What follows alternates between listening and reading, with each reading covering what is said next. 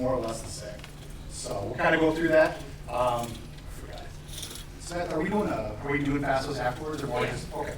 So I'll go through this here, kind of an overview of financial aid, talk about grants, scholarship, loans, also briefly talk about the process of financial aid. And when we get done, we can hop on some Peters and get it taken care of. So, kind of jump ahead. So we're going to talk what is financial aid? Because there's a lot of misconceptions, like I hear from a lot of families, I didn't get any financial aid because they only were awarded like a loan. So we'll talk about what financial aid is, the different types of financial aid, including the FAFSA, and then just some next steps and kind of helpful hints. All right, what is financial aid? Financial aid is any kind of funding that's going to help students and families essentially pay for college, both the direct costs, like tuition and fees, if you're living on campus, the room and board, but also sometimes that incidental, and that's where a lot of times students, you hear them kind of rack up the debt. It's that incidental, it's because they need to live. So maybe that's housing, different things like that living off campus. And there's several different types. There's the grants and scholarships. That's the good stuff. That's stuff you don't pay back. So we're going to spend more time talking about that. The loans, which in the previous presentation was quite a bit of talk on loans. And I share a lot of those sentiments. It's an investment, but also be very mindful, be very intentional. I think through the whole college experience, make sure you understand you're a consumer. And you're purchasing a product. And that's kind of like you were talking about the major. There's definitely an experience component, and that's important as well. But you want to make sure you know kind of why you're going to school, what the intent. I think with any of this, you want to be intentional. So the last one is work study. A lot of times people don't think about work study as financial aid. But those are all different types of financial aid. We'll just briefly go through the different types of grants. So I think there's two different handouts. I ran out of the two-pager. But essentially what this one's going to do is going to tell you how to apply for financial aid. Then the second part, it's going to tell you the different types of grants and federal loans. So you'll see nothing here about the Minnesota State grant, but it has all the federal information. So grants, that's free money that's based on financial need. And they determine that financial aid by doing the FAFSA, which is the free application for a federal student. The largest grant is the federal Pell Grant. That's over $6,000 a year, and you have to qualify for that. So you apply for the FAFSA, and that lets you know if you're eligible for the Pell Grant. So depending on your family situation, your income, we have a lot of students in my college that the Pell Grant covers everything. Tuition, fees, books, covers it all. Some schools that might not cover everything because they're a little more expensive, or maybe the family situation, maybe a little higher income, smaller family size, then you're maybe not eligible for a Pell Grant. The next one down is kind of a mouthful, a Federal Supplemental Education Opportunity Grant. I like to highlight that one because that one's very closely tied to the Pell Grant. You have to be eligible for a Pell Grant to receive it. And that one's a campus-based fund. So that one, a lot of schools run out. So I always try to highlight that one just to give students and parents and families to apply for financial aid early. Get it done early. You'll kind of hear that as a theme throughout this. No sense waiting. So everyone here is probably doing the 2020, 2021 FAFSA, so next fall. You can start doing that beginning October 1st. So we can start working on that today. The third one is great. That's the Minnesota State Grant. Minnesota State Grant, that's for Minnesota residents attending a Minnesota college. It's a great grant because it really seems, it does a good job of helping families that maybe you kind of fall in that middle area where you make a little bit too much money to get the Pell Grant, but not enough money to just write a check and not worry about it. Minnesota State Grant kind of slides in there and helps a lot of families out. So again, that's for Minnesota residents attending a Minnesota college. The last one is a school or institutional grant. So you're going to see this more at maybe private colleges. So maybe there's a Carleton scholarship or a Carleton grant. So that's something that's interesting to look at. You know, if you're looking at a four-year private college, a lot of times you'll see the one sticker price and you can never afford that. But a lot of times there's a lot of institutional funding that really kind of levels the playing field. So I'll try to develop the presentation talk about all types of colleges. But those are some just really great grants. All right, we'll talk about another fun one, scholarships. Do you want to talk about any local scholarships? Yeah, so here in Mora we have a ton of local scholarships. We will be talking to all of the seniors coming in late February, early March. So any of the local scholarships we will be touching on. Dollars for Scholars is a huge one. Basically, I would say 90% of students that even apply for Dollars for Scholars get one. So we go in and we talk specifically to students just about that scholarship. Make sure all of your students fill that out because if they fill it out, chances are they'll get it. And they also have renewable ones. TOSH is another big one. That one is not just for Mora students, it's for a couple of different schools. Only a couple of students typically get that.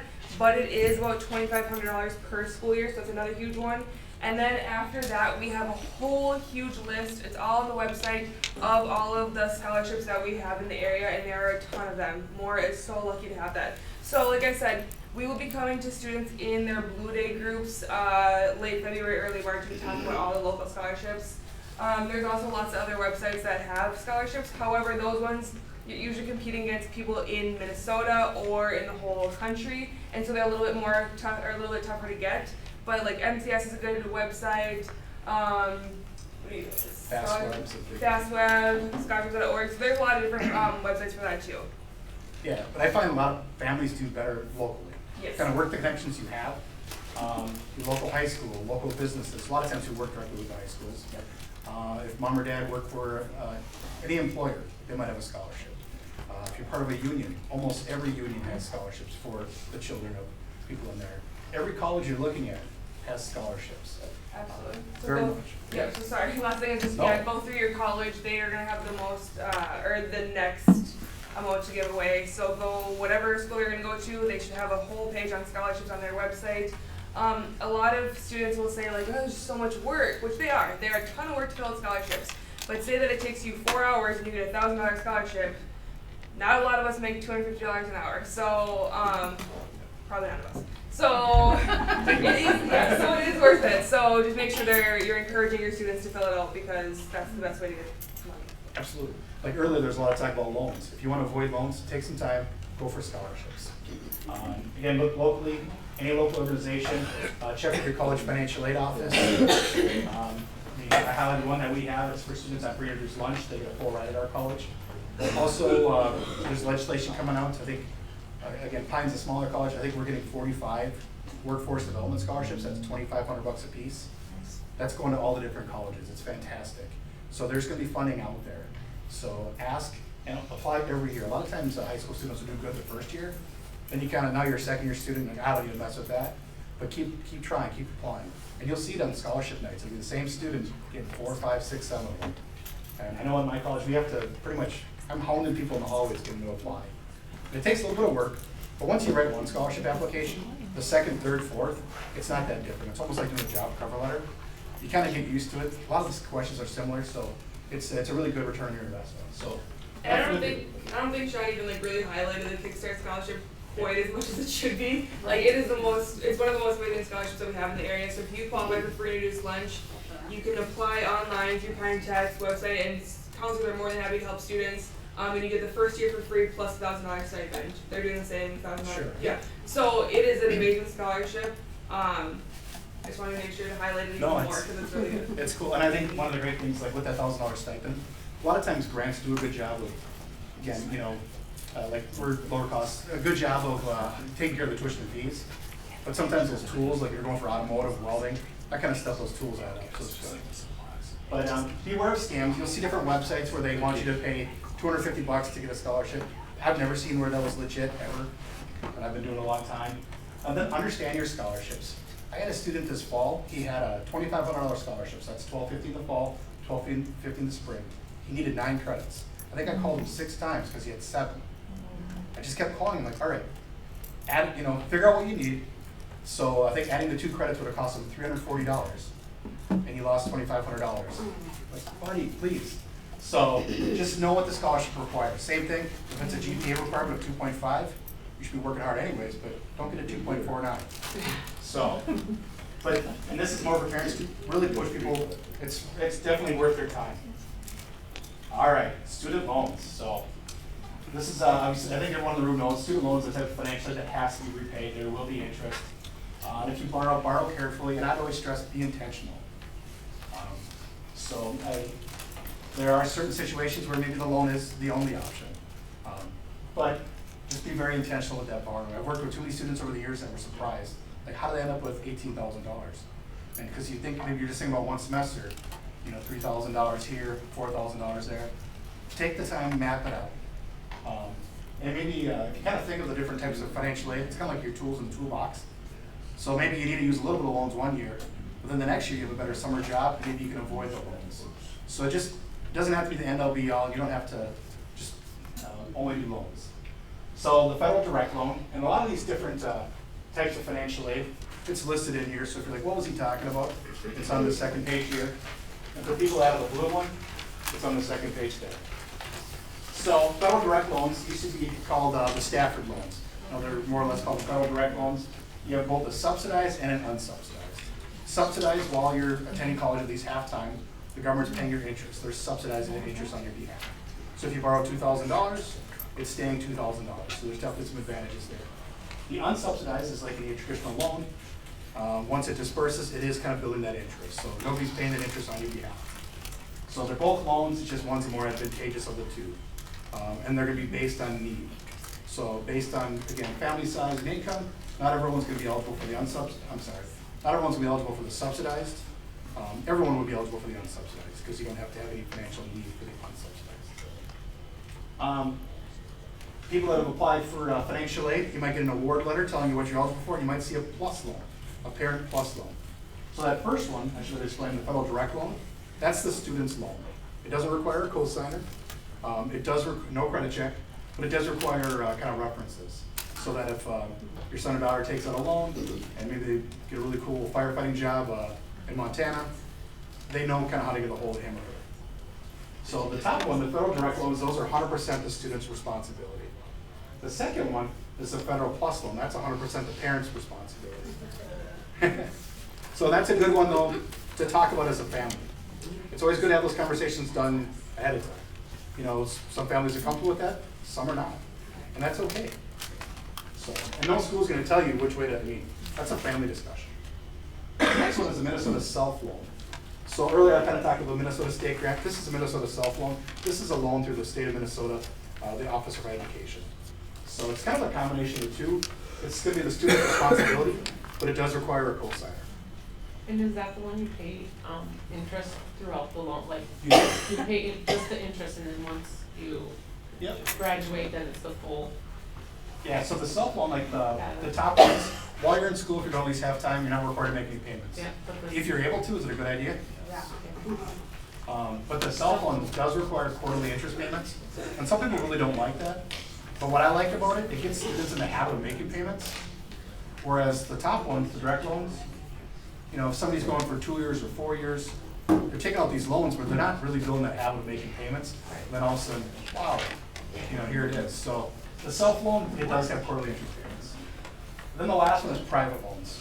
So private loans kind of run the gamut. So that can be through any bank. There's big ones that everyone kind of knows. Sallie Mae is a big one.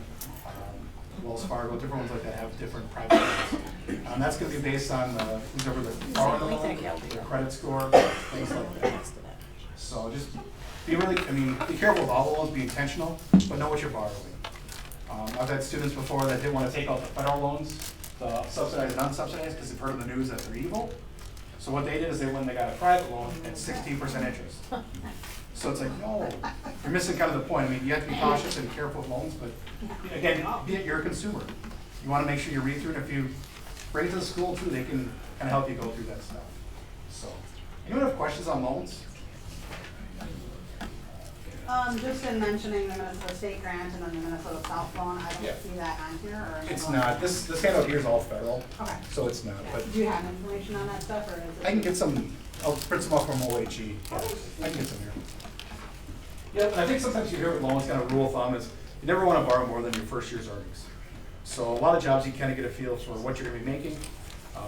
I worked at a 4-year private school in Broken Arm. Once a lot of a student that's going to go into like kindergarten teaching, so I had a pretty good idea what she was going to make, and she was about $70,000 in loans. So just be thoughtful, be intentional.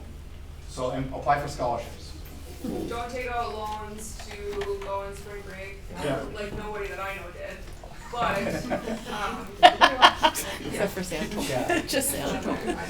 But It's okay to- be it's very okay to- intentional, like Sean's saying about taking out your loans. It's really easy to rack up because, like you said, you're taking out $3,000 here, $5,000 there. You don't really understand how quickly it adds up. But And you forget about interest. yes. Yeah. Yep, and there's a lot of good provisions built in them, like there are some forgiveness programs, but never take out a loan planning, oh, it'll just be forgiven. Because if you Google that, student loan forgiveness right now, the denial rate's really high. There's something wrong, it's not right.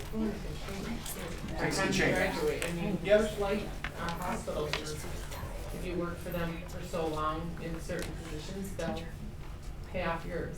But that could change at any time, so you can't assume I'm gonna go be a pharmacist and then get it free. That's not how it works.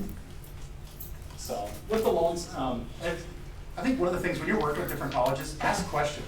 You're only doing this once a year, and things sometimes change, so it's okay to ask questions. That's what people are there for. This last one is work study, so that's the opportunity to work on campus. That's a really good one if your son or daughter, maybe they're going to a college far away.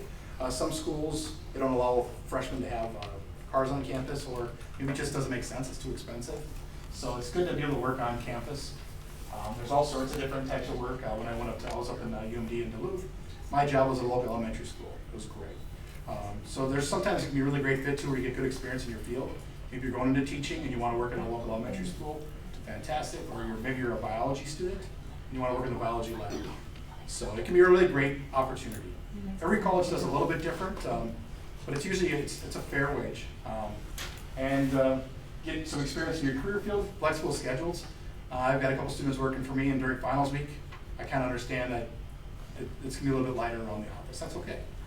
So, and then this one's less impactful now, but your earnings that you make working on campus, they don't count against you on the FAFSA. Do you still have to qualify for a work study? You do. So that's going to be need-based. Depending on the school, they might, most colleges have, you'll have state work studies, so that's state funded, federal, then also a lot of times colleges have institutional funds. So, and with work study, definitely apply for jobs early. If you are eligible and you're interested, apply early. So, any questions on work study? All right, now we talk about the different types of financial aid. Now we're going to talk about how to do it.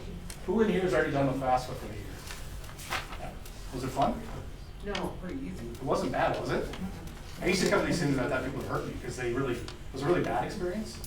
And now it's 25 minutes. No, it wasn't bad. We just struggled with some login stuff.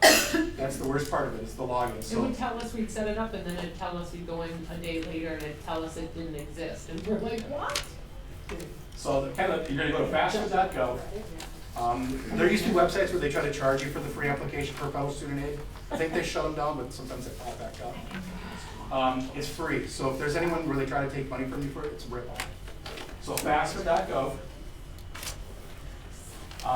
And every October 1st you can do it.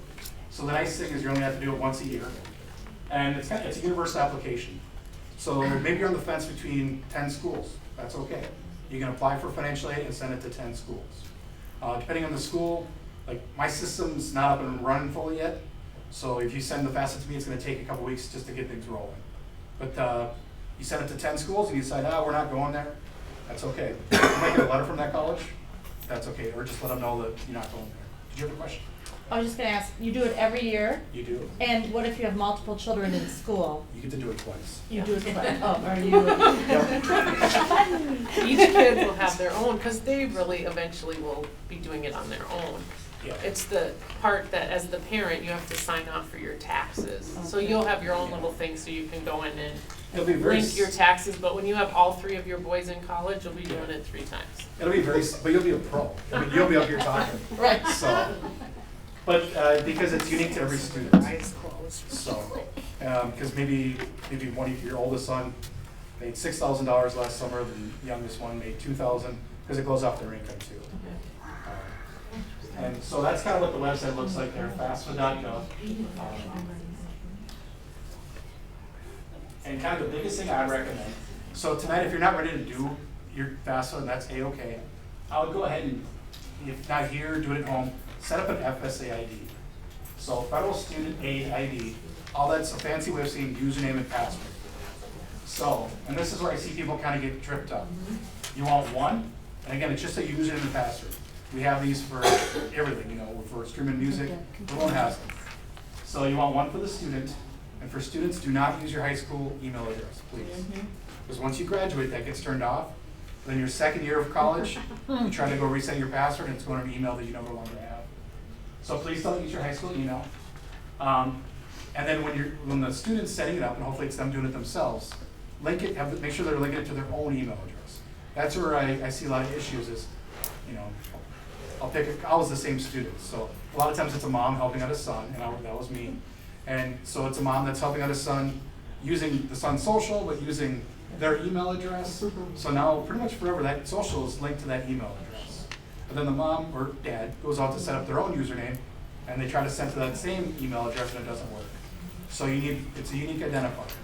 So the student's gonna do one. They're gonna set up to link it to their phone and to their email address, the student's email address. And then one of the parents is gonna set it up with their name, social security number, and then their email address and phone number. So they're just two separate ones. Because if you think about it, as a parent, I could be going to college, so I need to do my own FAFSA. But my kids going to college, so I need to help with theirs too. So everyone needs kind of their unique FSA ID username and password. Does that make sense? What hypothetically happens if you forget your information? You do it this year, they go off to college the next year, they have no idea what their user ID is. That's okay. Oh, they just start again? No, please. Well, No, because, so you're gonna set up, you're gonna connect it to a phone number and an email address. So as long as they still have that cell phone, which most students, they keep that pretty close. right. And a lot of times there's an email address on here too. So you forget it, you will. You're human. I mean, you just reset your password, sends you an email or it sends you a text. So that's why it's important to have the student do their own. Because a year from now, they might not be home. They might be at college. So have them set up so it links to their cell phone and their email address. And then when you reset your password, it's super easy. You get a text message with a verification code, you go out there, boom, you're good to go. And when you're setting up your FSA ID, you can skip the part where you link it to your phone and email address. Do not do it. Do it right away because you'll forget about it. Do it right away so you don't have to worry about it later. You can go back in and do it. It is. And it's not a bad idea to set up like a financial aid folder. And I know you're not supposed to write down passwords, but it's okay to kind of store some stuff. Because once you go to college, you're gonna get a lot of paperwork. Oh, folder, it's okay. So, but this part here, it's worth taking the time, to set up that FSID, link it to a phone, link it to an email. You won't regret it, especially 3 years from now. Is that where you see people kind of get tripped up? Is that That takes the longest by far. It does. You'll do 15 minutes of this and 45 minutes of the house. All right. So then you're going to start the FAFSA. And again, you're going to do each one of these FAFSAs, one for each child, each student. So if you have two attending college, you're doing the FAFSA twice. And sometimes people do get confused. Pay attention that they'll be asking for the student's information. When you start off, it's all about the student, and then about maybe, I don't know, 8 pages in, they start asking about parental information. So sometimes people get tripped up because they start putting parent information with students, but it'll tell you student information. So, and then parents, I get a lot of questions on this. My parents are married, which do I use? If your parents are married, you're going to use both their information. But you only need to have one, will do the FSA ID. And then if my parents aren't married but are living together, you also use both parental information. If my parents are single, divorced, or separated, you use the parental information of where you lived more in the previous year. So that a lot of times goes under custody. And if you have any kind of unique situation in the custody and questions, just come see me afterwards and we can get that figured out. That's the information you use. This is student and parent information. Because if you think about it, what the FAFSA is trying to do is figure out as a family, what's your ability to pay for college? And what kind of financial needs you have, which then translates into what kind of grants you're looking for. Do you have any questions about student or parental information? And one of the things on the FAFSA, it has gotten a lot better. If you get to a question like, what are they talking about? If you put your cursor where you're supposed to type your answer, a little help button comes up. It's really good. There's also another help button, so if you kind of have no idea what they're talking about, if you click the help button, it'll bring up a chat option. And there's a toll-free number, and I think they're available till like 10:30 at time. I never found that part where there's a human. Human? There is. Wow. Yep. All they do every day is FAFSA, so they're good too, because they do FAFSA, that's what they do. So, again, the FAFSA is trying to figure out your ability to help, as a family to pay for college. So it's going to ask you what your family size. It wants to know who the parents are supporting. It wants to know about tax information. And again, this is going to be 2018 tax information, the stuff you'll be using. And there isn't, you used to do option out in around 5-6 years where you do IRS data retrieval. You link your FAFSA to the IRS and you import it. And then I see a head nod, it's slick, isn't it? It's super slick. It's super slick. And So, you use it. yep. If you can use it, use it. If you can use it because it's one less thing the college is going to ask questions about. So, When you get to that part, it's really intuitive. The only thing that sometimes trips people up, it wants you to type in some tax information, specifically your address. It just needs to be exactly, what you have in your taxes. So if the word avenue is abbreviated, you type it on here, abbreviate avenue. Oh. Or if for some reason on your taxes, I abbreviated my name, maybe my name's Kimberly, and I abbreviated it to Kim, just make sure it's identical. Because it's linking the Department of Ed to the IRS. So you need tax information for the parents and also for a student. And a lot of times students maybe don't have taxes. So if you don't have taxes, it's okay to say I wasn't required to file. Then it might ask what wages, because maybe your son or daughter worked in 2018 but just didn't have enough income to meet the thresholds to have to file taxes. It's also going to ask about assets, checking, savings, and non-retirement. A lot of times students, I work with families that over-report, so they don't want to know anything about your IRA, your 401k, your pension. Those are all retirement accounts, you don't have to report those. Oh, Social Security. Social Security, is that going to be on your taxes? I'm not sure yet, I just started. So then, this is looking at 2018, so you don't have to worry about that, but there's another section talking about untaxed income, and there are some social securities that are untaxed, and you don't have to report those. What happens if you reported them? 'Cause I reported my retirement. Contact the college and then we can correct it. Okay, you can't go back in and update your FAFSA. No. You can update your FAFSA, you can make corrections out there, but I would say once you submitted it, just kind of let it be, and then talk to the college and they can help you correct it.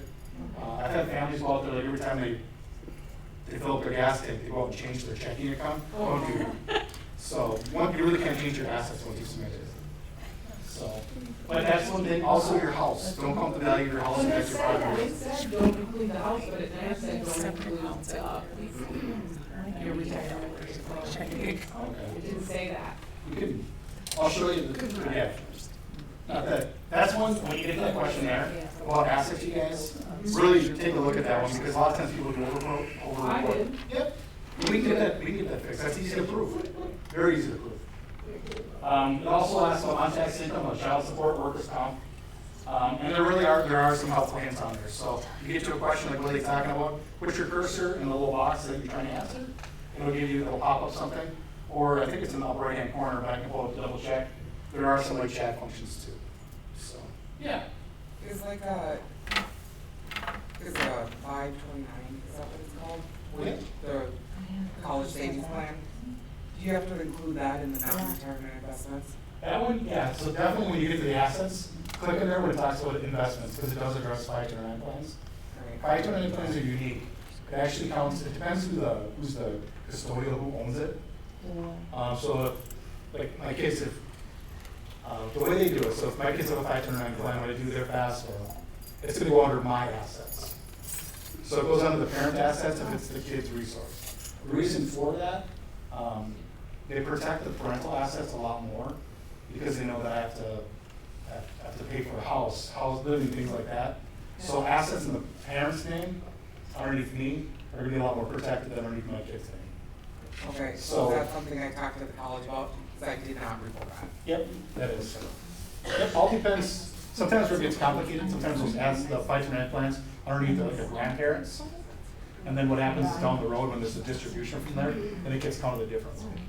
We can connect them. But, yeah, that's where things get a little tricky sometimes with the assets, so make sure you kind of read in there, or afterwards we can kind of go through these specific situations. Any other questions about? Can you clarify that one more time? So if it's under the 529 is under your parent's name, you are putting it into the FAFSA? Sorry, the parent's name, yes. Yes, okay, as an asset. And by parent, you're meaning you, not like a grandparent or. Right. Yep. But if it's a grandparent, because, yeah. Grandparents, yeah. We'll pull up a computer thing a little bit later and kind of look it up. Okay. Where if it's underneath, if it's tied to a grandparent, it's their asset. They can kind of dictate where it goes, because they can change the beneficiaries. Yep. They can move things around there. What happens is down the road, if they take a distribution on there, so if the grandparent takes out $4,000 and gives it to Tim or something, then it counts as a resource kind of down the road. Does that make, because there's gonna be a question that says money received or paid on your behalf, and if it's my grandparents' asset and they're giving me $4,000, that's gonna count later as money received or paid on my behalf. Is that the same guy that was in the well? In the will? Well, Timmy? Oh, Timmy. So, but we'll pull that up. What's kind of unique now that when they're looking at tax years, they're 2 years behind. It takes a little time for that to catch up. Because if, let's say I'm the grandparents, I take out $4,000, but I do it in 2020, we're not gonna look at 2020 information for a couple of years. So, sorry. I got done saying it's all slick and easy, then we kind of get into some, the financial stuff can get tricky. Sorry, guys.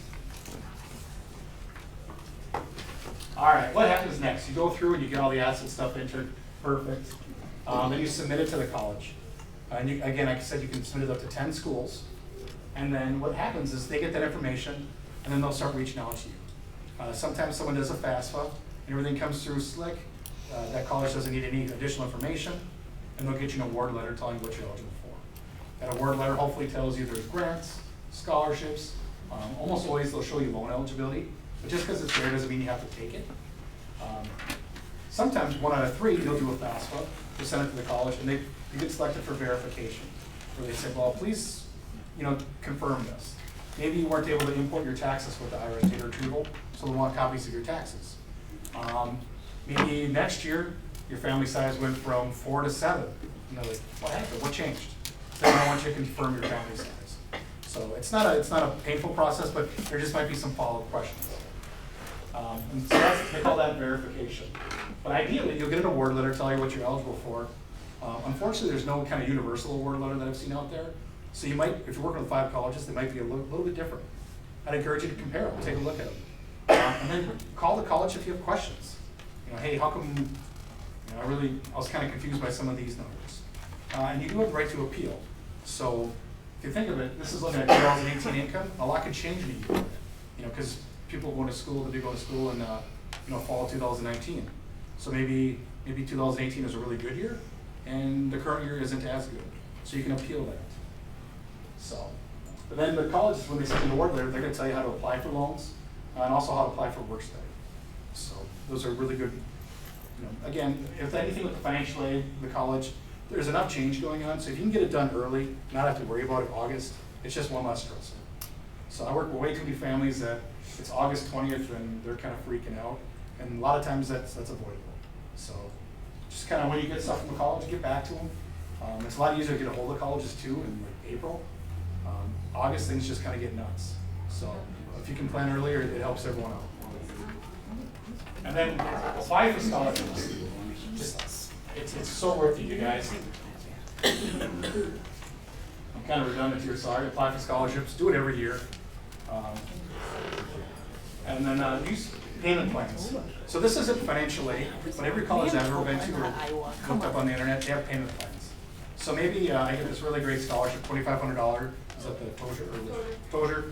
I also have a Pell Grant for $4,000, and that leaves $1,000 left over that I need to pay. Maybe that's something where a payment plan comes in. Too often families go, oh, we'll just take out a loan. But maybe that's something where you can break that into $100 payments over the year. Or it's just something to kind of consider. Get that number to be a little bit manageable, and you can bring it into monthly payments. Because a lot of times with athletics and things like that, you're used to paying, you have expenses while you're in high school. So payment plans is a good option. Is anybody looking to go to college out of state? Where at? Iowa. Great. Fun. Sorry. Depends on the college. Is it a private college or? No, Iowa Okay. State. Okay. So So. we I don't know what we're in for. Okay. So reciprocity, what it means is that you pay in-state tuition. It is funny. We do that with North Dakota, South Dakota, and Wisconsin. And then we also have Manitoba, our friends to the north. But unfortunately, for whatever reason, there is not reciprocity. Sorry. Great. But it's just something to look into and check on. So sometimes it's good to check on and see what makes you in-state. A lot of times it can be a challenge if you're, if you're just going to college there. Like for our college, we have gunsmithing students that come out of state, and you have to kind of show that you're moving there, not just for the intent of education. So maybe I moved my family for work or something like that. Get creative. I don't know if you guys have looked at it, but books are expensive. So books is one of those things where if you put the time in and you look for a deal, you can save some big money. I've had it where I've saved $500 in a semester, and that's real money. So you can do used rentals. Just look for the deals. The people that pay full price for the books are the ones that show up the day before class starts and buy books. So it's something where if You can, little time goes a long ways. Look at Some other the- things, Look at the options online too, the used rental services are way cheaper, but they seem a little bit intimidating, or they did for me at least. But they're really easy, they send you the mail-in label, they send you the package, so it's not as hard as it maybe seems, and that's the cheapest option, yep, usually. absolutely. And you'll be shocked, I mean, and every college out there on their bookstore website needs to give you an ISBN number, individualized serial book number. Just copy, paste it into Google, right there. Yep. And a lot of times you'll see, I mean, the bookstore's close, but it's tough to compete with some of these online vendors. I mean, you're seeing kind of with Amazon. Some other creative things, we have students that do this all the time. Maybe they need to pick up an intro to psych class, wherever the college they're going to. We'll take it at our campus because it's half the price. So sometimes that works over the summer, you're home, you're used to studying, you're used to doing homework. Go ahead and, whether here, somewhere else, whatever. It's just an idea to get a couple classes done over the summer, and you can do that at a cheaper price point. If you're doing that, make sure you're working with both colleges, make sure it'll transfer, because you don't want that, you want to make sure it works. But most classes, especially like the psych, things like that, will. All right. Do you guys have any questions? I know financial aid isn't the most exciting topic, but.